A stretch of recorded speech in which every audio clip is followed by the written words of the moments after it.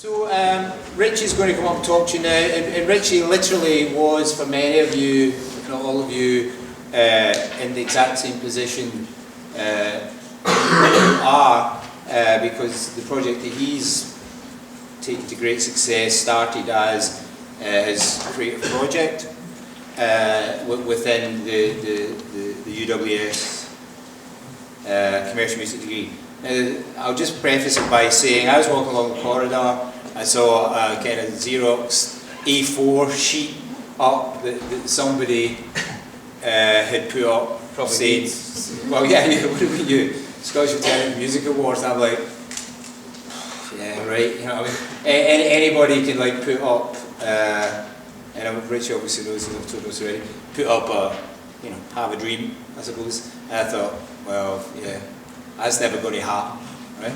So, and then I was at the Nordal Robbins Awards, which is the only other kind of awards thing in Glasgow. It's a big dinosauric thing, and I was at it on the Christmas. I thought, well, actually, whoever that was that put that up has actually got a really good idea, because there's a massive kind of gap in the market for something like this.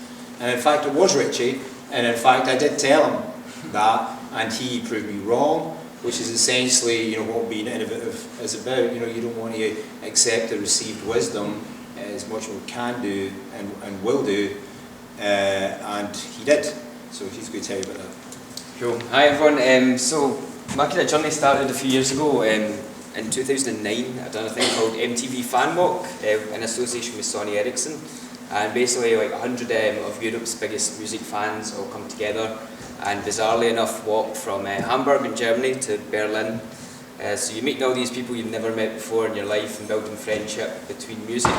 And then 100 of you go to the MTV Awards, and most people have never really had that pleasure. And one person gets to give out an award live on stage. That was my friend Gillian Deegan from Ireland. So she gave out an award to Placebo on stage, which was kind of amazing really. And we all got a big shout out on stage, on television really. So obviously you're flying home, and I was thinking, wow, I want to do that all over again, you know. So kind of came back, and I had to do a third-year project, and I wanted to implement something quite similar to the MTV Award concept, but more suited to my music taste, which is alternative music. I listen to loads of underground dance music, to rock music and metal and so on. So with that in mind, I kind of put some heads together and came up with this idea that I could run the Scottish Alternative Music Awards. Done loads of research and found out actually nothing like this exists, which is cool. So I've kind of got the upper hand. So you kind of start to develop ideas and see who can fund it and who can give you support to build a website. How do you make a robust voting system that people aren't going to slag me every day about? That sort of thing. So that all these questions coming through to my head. I don't know a lot of bands, I certainly don't know a lot of celebrities either, so I had to kind of overcome loads of big issues, like how do I track down a kind of hot comedian to bring along to make this work. So it kind of took a long time, and the first year was really good. I think we had something like 2,500 votes, which now that's just like one category, you know, that's overnight. And then the second year is slightly different. We kind of upped our game, and we reached 8,000, which again, that's okay, that's ticking boxes for me.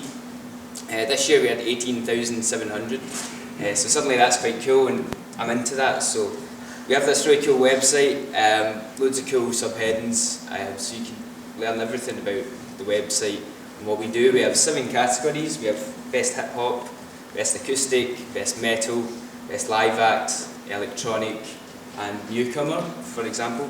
So they're all sponsored by different brands, like Vintage Guru, Cat House Glasgow, Bar Block, through to more alternative and independent sponsors like Jam Hut Studios from Irvine.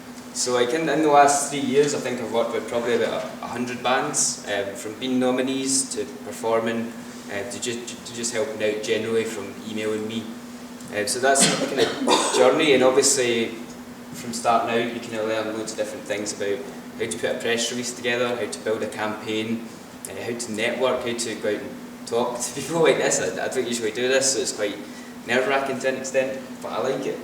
So like everything from event management to social media to project management, and it's skills that I've found that when I go out to apply for other jobs, that people are suddenly like totally interested in, because you've kind of learned so much that puts you in a really good position. So when I was sitting in my third year class, much like yourselves, I didn't really know what I was doing, but it kind of took that spark for me to go and kind of to wake up really and get really into it. But it was the fan walk really to Bohème, I think, and because the whole concept was bringing people together to celebrate music, I wanted to kind of implement that into the Samas, and kind of from that, I've certainly loads of my friends, like, they come and they say they have one of the best nights of the year, which is really cool.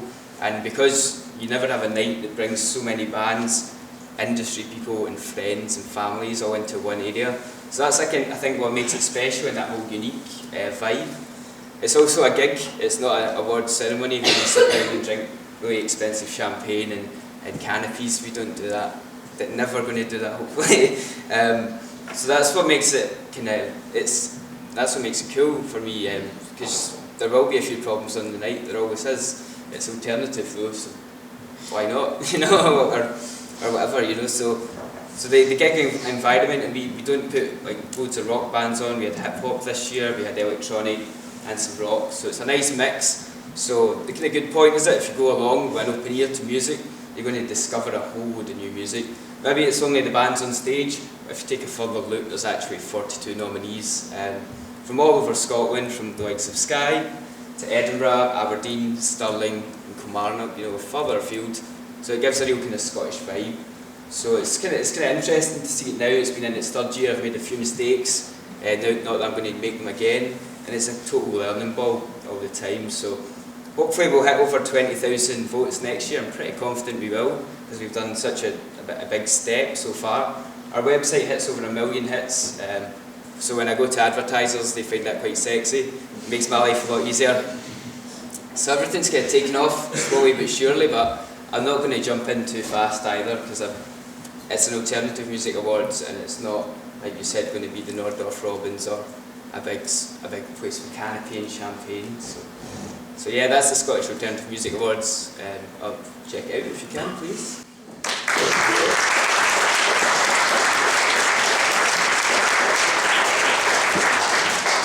Any questions? Yep. How do you determine who the nominees are actually going to be? Sorry? How do you actually determine who the nominees will be? Yeah, sure. It explains on the website, but I'll obviously go over it. There's 6 regional music panellists made up of people who live and breathe music, for example, booking agents or promoters, venue managers, A&R scouts. So they all come together online. I provide the criteria of what exactly we look for in an act. Obviously it's only limited to 42, unfortunately, but that's what makes it special. I think if we had any more, it would just get a bit too messy and stuff like that. But those guys, I give them about a month for them to come up with what they think is the best to represent, whether it's Inverness or Ayrshire or Glasgow, and then from there we form the whole 42 finalists. Any other questions? You mentioned obviously it's getting kind of better and better as the years have gone on, kind of less and less problems and stuff. How far ahead can you see it going by the time, say maybe in a couple of years' time you've got it perfect? If it runs for another couple of years after that, and then there's a chance that people might kind of start losing interest, do you think you'll move on to other projects, or will you try and kind of keep it going as long as possible and constantly try? I don't see me stopping it definitely anytime soon, but there's always new things that you can implement. I don't think I'll ever get it perfect. Like this year we opened up an iPad, an iPhone and Android app, which was really cool, and I'd never done that before, so that was just one extra little thing.